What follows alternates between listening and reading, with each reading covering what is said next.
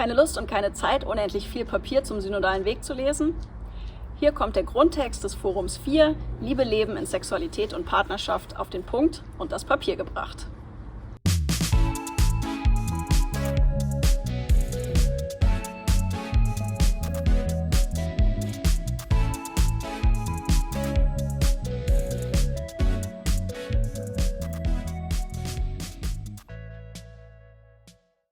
Die Sexuallehre der Kirche ist zwar nicht unmittelbare Ursache für sexuellen Missbrauch, aber sie bildet einen normativen Hintergrund, der solche Taten offensichtlich begünstigt hat. Deshalb ist eine selbstkritische Positionsbestimmung zur Lehre der Kirche in Fragen von Liebe, Sexualität und Partnerschaft notwendig. Zwischen der kirchlichen Lehre zur Sexualmoral und dem Leben der Menschen klafft seit langem ein tiefer Graben. Eigenverantwortung und sexuelle Selbstbestimmung werden nicht genügend ernst genommen. Eine rigide Sexuallehre hat viel Leid über Menschen gebracht. Sie wurden diszipliniert und kontrolliert durch die Aussage, Geschlechtsverkehr sei nur in einer rechtmäßigen Ehe erlaubt, Verhütungsmittel generell verboten und Sex nur mit der Offenheit für die Zeugung von Kindern möglich.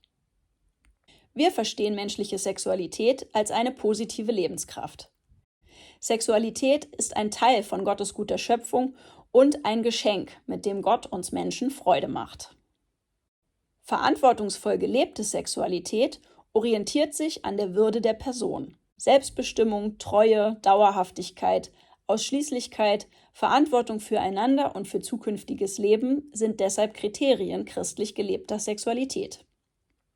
Jede Form von gewalttätiger oder ausbeuterischer Sexualität, gerade Schutzbefohlenen gegenüber, ist strikt abzulehnen. Sexuelle Orientierung und geschlechtliche Identität sind ein komplexer und sensibler Wachstumsprozess und entwickeln sich ein Leben lang. Unter Anerkennung der Vielfalt sexueller Identitäten verbieten sich alle Formen von Diskriminierung, Geringschätzung oder Nichtachtung. Sexualität hat viele Dimensionen: Kinderzeugen, Beziehungspflege, Identitätsstiftung, Lustempfinden, Lebensfreude, Kommunikation und Transzendenzerfahrung. Eine Engführung auf genitale Sexualität verkennt ihre vielfältigen Ausdrucksformen. Nicht alle Dimensionen müssen in jedem einzelnen Akt verwirklicht werden. Sexuelle Beziehungen sollen fruchtbar sein. Das gelingt auf vielfache und buchstäblich kreative Weise. Durch leibliche oder angenommene Kinder, soziale Sorge oder vielfältiges Engagement für andere. Daher können alle Partnerschaftsformen, auch homosexuelle Beziehungen, fruchtbar sein. Es ist Aufgabe des Menschen, seine sexuelle Lust sich selbst und anderen gegenüber verantwortungsvoll zu gestalten. Auch Selbstbefriedigung kann ein wichtiger Baustein der persönlichen Selbsterfahrung sein. Die Ehe als dauerhafter und verbindlich angelegter Lebensweg zweier Menschen ist nicht nur die meistgewählte Beziehungsform, sondern steht als Sakrament unter dem Zuspruch Gottes.